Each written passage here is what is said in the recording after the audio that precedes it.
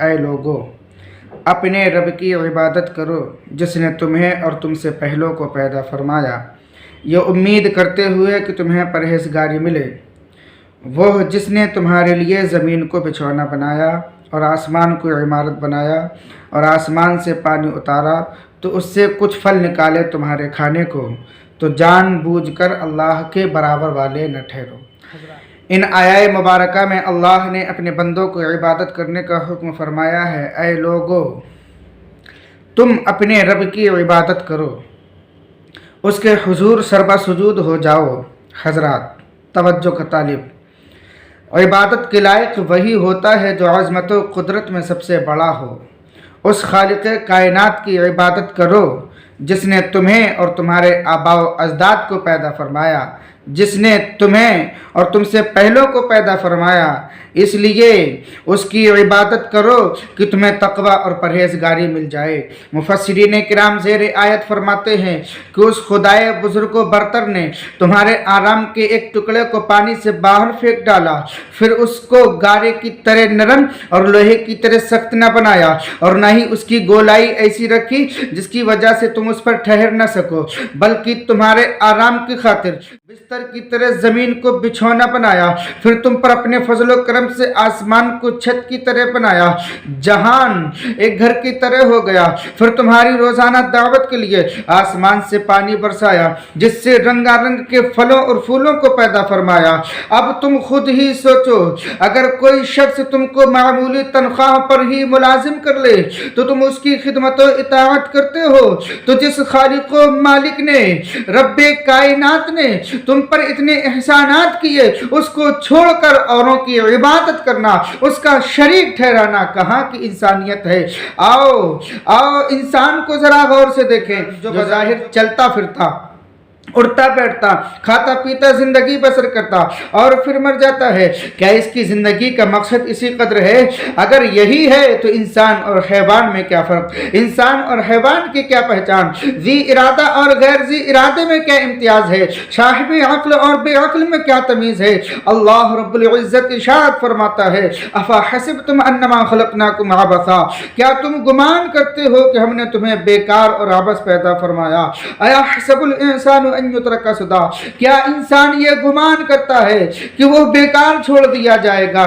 حضرات محترم توجہ کا طالب ہوں، ان آیات مبارکہ سے پتہ چلا، معلوم ہوا کہ انسان کو بھی اللہ نے کسی کام کے لیے پیدا فرمایا ہے۔ انسان کی ہستی پوری کائنات سے ختم ہو جائے تو سورج چمکتا رہے گا، انسان کی ہستی پوری کائنات سے ختم ہو جائے تو دریا بہتے رہیں گے، لیکن اگر سورج نہ چمکے تو انسان پر فرق پڑے گا، دریا نہ بہے انسان پر فرق پڑے گا، ہوا نہ چلے انسان پر فرق پڑے گا، پانی نہ برسے تو انسان پر فرق پڑے گا، پانی نہ برسے تو اس کا اثر انسانی زندگی پر ضرور پڑے گا۔ پتہ چلا، معلوم ہوا کہ یہ تمام چیزیں، چاند کی چمک انسان کے لیے، کہکشاں کی دمک انسان کے لیے، رات کا اندھیرا انسان کے لیے، صبح کا سویرا انسان کے لیے، فضا کی معطر انسان کے لیے، نسیم سحر انسان کے لیے، فضائے معطر انسان کے لیے، پھولوں کی لطافت انسان کے لیے، شاخوں کی نزاکت انسان کے لیے، کلیوں کا تبسم انسان کے لیے، بلبل کا ترنم انسان کے لیے، مثل موتی نظر آنے والی شبنم، سورج کی تپش، زمین کی کشش، بارش کی ٹپک، سب انسان ہی کے لیے ہے۔ اللہ رب العزت ارشاد فرماتا ہے، هو الذی خلق لکم ما فی الارض جميعا، وہی ہے جس نے تمہارے لیے بنایا جو کچھ زمین میں ہے، وسخر لکم اللیل والنہار والشمس والقمر والنجوم مسخرات بامرہ، اس نے تمہارے لیے مسخر کیے رات اور دن، اور سورج اور چاند اور ستارے اسی کے حکم کے باندھے ہوئے ہیں۔ الم تروا ان اللہ سخر لکم ما فی السماوات وما فی الارض، کیا تم نے نہ دیکھا کہ اللہ نے تمہارے کام میں لگائے جو کچھ آسمانوں اور زمینوں میں ہے؟ حضرات محترم ان آیات مبارکہ سے معلوم ہوا، پتہ چلا کہ تمام چیزیں اللہ نے انسان کے لیے بنائی ہیں، جانور پیدا کیے تیری وفا کے واسطے، چاند سورج اور ستارے ہیں ضیاء کے واسطے، اور کھیتیاں سرسبز ہیں تیری غذا کے واسطے، سب جہاں تیرے لیے ہے اور تو خدا کے واسطے۔ अल्लाह रब्बुल इज़्ज़त इरशाद फरमाता है वमा खलक़तुल जिन्ना वल इंसा इल्ला लियअबुदून। 12:27 है, रुकू दूसरा है। और मैंने जिन और इंसान इसलिए बनाए कि बंदगी करें। जिंदगी आमद बराए बंदगी, जिंदगी बेबंदगी शर्मिंदगी। हजरात, बंदा वो है जो बंदगी करता है, जो याद इलाही से गाफिल है वो मुर्दा है। इंसान जब मरता है तो उस पर कोई इबादत फर्ज नहीं, इसलिए कि वो मर गया है। मगर जो जिंदा रहकर इबादत नहीं करता उसे खुद को मुर्दा तसव्वुर करना चाहिए, उसे खुद को मुर्दा तसव्वुर करना चाहिए। और अल्लाह अल्लाह करने वाला मरने के बाद मज़ार में भी जिंदा है। हजरत मोहतरम, ये तो हमें मालूम हुआ कि अल्लाह ने हमें अपनी इबादत के लिए पैदा फरमाया। अब ये भी जानना ज़रूरी है कि इबादत किसे कहते हैं। कुछ लोग समझते हैं कि हाथ बांध कर खड़े हो जाना, फिर घुटनों पर हाथ रखकर झुक जाना, फिर ज़मीन पर माथा रखकर सजदा कर लेना, चंद अफ़आल हरकत सकनात का बदलाना इबादत है। माह रमज़ान में सुबह से शाम तक भूखा प्यासा रहना ही इबादत है। या कुरान करीम का एक वर्क पढ़ लेना, काबे के गिर्द चक्कर लगाना, सिर्फ यही इबादत है। गर्जे की सिर्फ चंद ज़ाहिरी अमाल का नाम ही इबादत है। इन कामों के कर लेने से वमा खलक़तुल जिन्ना वल इंसा इल्ला लियअबुदून का मकसद पूरा हो गया। अब वो हर तरह से आज़ाद है, जो चाहे सो करे। लेकिन हकीकत हाल ये नहीं, हकीकत हाल ये नहीं, बल्कि अल्लाह ने जिस इबादत के लिए हमें पैदा फरमाया है वो सिर्फ इसी कदर नहीं है जो हमने समझ रखा है। बुजुर्गों, दोस्तों, इबादत नाम है, इबादत नाम है अपनी जिंदगी के हर लम्हे को कानून खुदाबंदी का पाबंद करना। इबादत नाम है अपनी जिंदगी के हर लम्हे को कानून खुदाबंदी का पाबंद करना। अगर ये बात हम में पैदा हो गई तो हमारी हर जुम्बिश, हर हरकत इबादत होगी। हजरात मोहतरम, इस्लाम ने इबादत के मफहूम को बड़ी वसाअत के साथ बयान किया है। जिन कामों को आप बिल्कुल दुनियादारी समझते हैं, अगर उनको रज़ाए इलाही के मुताबिक किया जाए तो वही इबादत बन जाते हैं। हजरात मोहतरम, मसलन आप कारोबार के लिए घर से निकलते हैं, मसलन आप कारोबार के लिए घर से निकलते हैं, अगर आप जायज़ तरीके से रिज़्क़ हलाल कमा कर लाएंगे तो ये भी इबादत है। हत्ता कि चलते चलते रास्ते से एक कांटा हटा देना भी इबादत है। हजरात मोहतरम, अब आपको इबादत का मफहूम बखूबी मालूम हो गया कि ज़िंदगी का हर लम्हा फरमान खुदाबंदी के मुताबिक गुजारना इबादत है। अब आपके जहन में सवाल होगा कि फिर नमाज, रोज़ा, हज, ज़कात क्या है जिन्हें इस्लाम की बिना करार दिया गया है। तो सुनिए, मैं अर्ज़ करता हूँ, इन इबादत के फ़र्ज करने का मकसद हमको उस इबादत के लिए तैयार करना है जो हमको हर लहजा अदा करना होती है। नमाज हमें दिन में 5 मरतबा ये सबक देती है कि तुम अल्लाह के बंदे हो, उसी की बंदगी तुम्हें करना है। जब अजान होती है तो हमारा जहन इस बात की तरफ जाता है, क्या मेरा जिस्म पाक है, मेरा लिबास पाक है। जिस्म और लिबास की पाकीज़गी के बाद वुज़ू किया जाता है। हालांकि बेवुज़ू नमाज पढ़ते देखकर कोई शख्स भी कुछ नहीं कहता, लेकिन हम बेवुज़ू नमाज नहीं पढ़ते क्योंकि हमारे जहन में ये बात है कि खुदा ताला हमको देख रहा है। अगर बेवुज़ू नमाज पढ़ी तो मेरा खालिक व मालिक मुझसे नाराज़ हो जाएगा। नमाज आहिस्ता आहिस्ता पढ़ते हैं तो ये यकीन पक्का होता है कि मेरा खुदा ताला सुन रहा है। अगर यही कैफियत हमारी हर वक्त रहे जो नमाज हमारे अंदर पैदा कर देती है तो यकीनन हम कोई भी काम खुदा ताला की मंशा के खिलाफ ना करेंगे। नमाज हमारे अंदर खुदा ताला के अलीम व खबीर, समीउ व बशीर होने का पुख्ता यकीन पैदा कर देती है।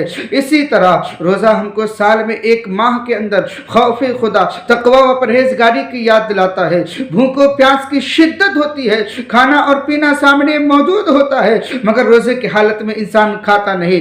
नफ्स उसे कहता है खा ले, तुझे कौन देख रहा है। मगर रोजे से इंसान के अंदर खशियत इलाही और खौफ खुदाबंदी इस तरह रच बस जाता है कि वो ये कहता है ये तो दुरुस्त है कि मुझे कोई नहीं देख रहा है, मगर मेरा खालिक व मालिक रब्बे कायनात परवरदिगार देख रहा है।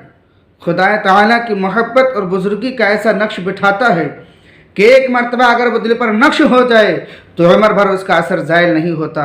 इन इबादत के अदा करने के बाद अब आप इस काबिल हो गए कि आपकी सारी ज़िंदगी इबादत बन जाए तो बिलाशुबा आपकी नमाज है, रोज़ा है, हज है, ज़कात है। लेकिन अगर ये मकसद पूरा नहीं हुआ तो महज रुकू और सुजूद, भूखो प्यास बर्दाश्त कर लेने से, ज़कात अदा कर लेने से, हज के मनासिक पूरे करने से इबादत का मकसद पूरा नहीं होता। इन ज़ाहिरी तरीक़ों की मिसाल तो ऐसी है اگر ایک جسم ہے اور اس میں جان ہے، وہ چلتا پھرتا کام کرتا ہے، وہ زندہ ہے۔ اگر ایک جسم سلامت ہے، جان نہیں، تو وہ ہاتھ پاؤں سر آنکھیں کس کام کے ہیں، انہیں دفن کر دیا جاتا ہے۔ اسی طرح اگر نماز کے ارکان پورے ادا ہوں یا روزے کی پوری شرائط ادا کر دی جائے، مگر خدا بند عالم کی محبت، اس کی وفاداری، اس کے حکم کی پابندی نہ ہو، تو نماز، روزہ، حج اور زکوٰۃ کے فرائض ادا کرے تو وہ ایک بے جان عبادت ہے۔ حضرات محترم، جملہ عبادات میں نماز کو امتیازی حیثیت حاصل ہے۔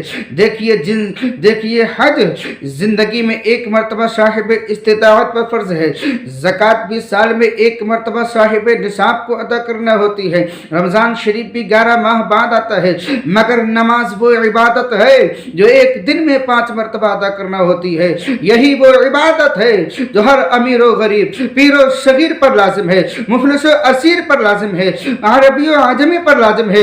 یہی وہ عبادت ہے جو گورے اور کالے، جوان اور بوڑھے، بیمار اور تندرست، شاہ و گدا، مریض و حکیم پر لازم ہے، مسافر و مقیم پر لازم ہے، ہر عاقل و بالغ پر فرض و لازم ہے۔ یہی وہ عبادت ہے جس کے متعلق حکم ہے کہ جب بچہ 7 برس کا ہو جائے تو اسے نماز پڑھنے کا حکم دو، جب 10 برس کا ہو جائے تو اسے مار کر بھی نماز پڑھاؤ۔ رسول پاک صلی اللہ علیہ وسلم کا ارشاد پاک ہے، قیامت کے روز سب سے پہلے بندے کا حساب نماز سے شروع ہوگا۔ روزے محشر کی جاں گداز بگن، اولی پرسش نماز بگن۔ حضرات محترم، نماز ہی وہ عبادت ہے جس کا حساب روزے محشر سب سے پہلے ہوگا۔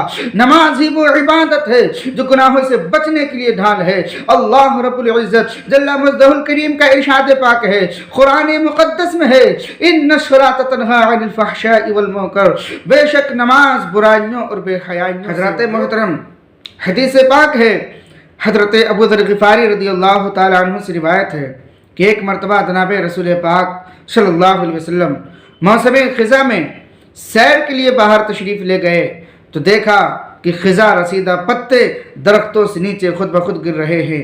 آپ نے ایک درخت کی 2 شاخوں کو اپنے مقدس ہاتھوں میں پکڑ کر ارشاد فرمایا، اے ابو ذر! انہوں نے عرض کی، لبیک یا رسول اللہ صلی اللہ علیہ وآلہ وسلم۔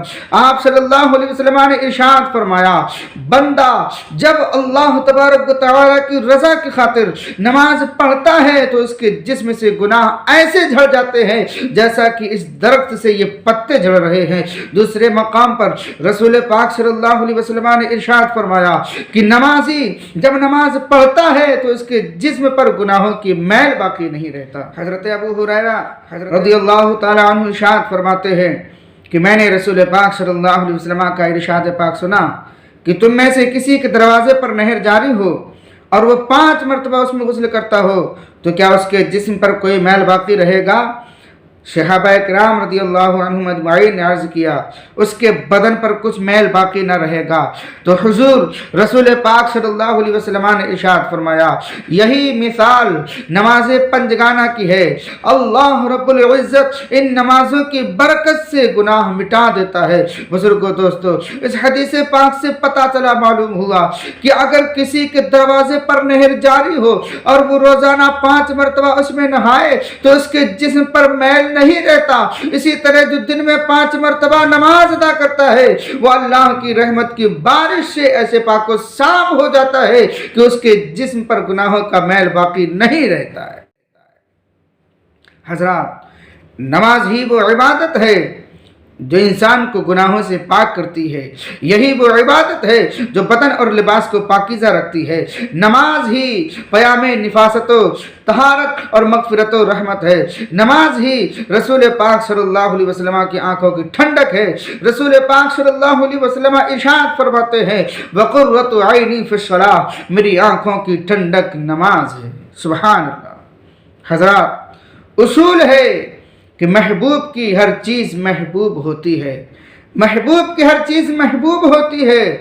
تو اب اپنے آقا و مولا رسول پاک صلی اللہ علیہ وسلم کی محبوب عبادت سے ہمیں بھی محبت رکھنا چاہیے، ہمیں بھی نماز پڑھنا چاہیے۔ نماز ہی کی برکت سے مسجدوں کی تعبیر ہے، نماز ہی کی برکت سے صوت اذان صدائے تکبیر ہے، نماز ہی کی وجہ سے محراب و منبر کی تنویر ہے، نماز ہی سے خطیب کو عظمت ملی، نماز ہی سے امام کو رفعت ملی، حفاظ کو قدر و منزلت ملی، نمازی کو پاکیزگی و نفاست ملی، مسلمانوں کو ایک جگہ جمع ہونے کی سعادت ملی۔ نماز ہی نے شاہ و گدا کو ایک ہی صف میں لا کھڑا کیا، نماز ہی نے شاہ و گدا کو ایک ہی صف میں لا کھڑا کیا، ایک ہی صف میں کھڑے ہو گئے محمود و ایاز، ایک ہی صف میں کھڑے ہو گئے محمود و ایاز، نہ کوئی بندہ رہا نہ کوئی بندہ نواز۔ حضرات محترم، نماز ہی کمال عبودیت ہے، نماز ہی تکمیل انسانیت ہے، نماز ہی اخلاق حسنہ کی ہادی ہے، نماز ہی نے پیار و محبت، الفت و مروت، اتحاد و یگانگیت کا درس دیا، نماز ہی نے قوم کے پسندیدہ امیر کی اطاعت کا سبق دیا، نماز ہی خدا تعالی اور اس کے رسول پاک صلی اللہ علیہ وسلم کو راضی کرنے کا ذریعہ ہے۔ نماز کیا ہے؟ مخلوق کا اپنے خالق کے حضور عبودیت کا اظہار، اس کی یکتائی اور بڑائی کا اقرار، اس کے رحمان اور رحیم ہونے کی یاد، حسن ازل کی حمد و ثنا، اس خالق کائنات کے بے انتہا احسانات کا شکریہ۔ یہ ہمارے اندرونی احساسات کا عرض ریاض ہے، یہ فطرت کی آواز ہے، بے قرار روح کی تسلی و تشفی ہے، مضطرب قلب کی راحت ہے۔ نماز مایوس دل کی آس ہے، نماز زندگی کا حاصل ہے، ہستی کا خلاصہ ہے، الستو بربکم کا فطری جواب ہے، تحفہ معراج ہے، دین کا ستون ہے، کامیابی کا راز ہے۔ رسول پاک صلی اللہ علیہ وسلم ارشاد فرماتے ہیں، الصلاۃ معراج المؤمنین، نماز مومنوں کی معراج ہے، مولا سے اپنے ملتا ہے، بندہ نماز میں اٹھ جاتا ہے جدائی کا، پردہ نماز میں مولا میں اور بندے میں رہتا نہیں حجاب، بے پردہ ہے تجلی مولا نماز۔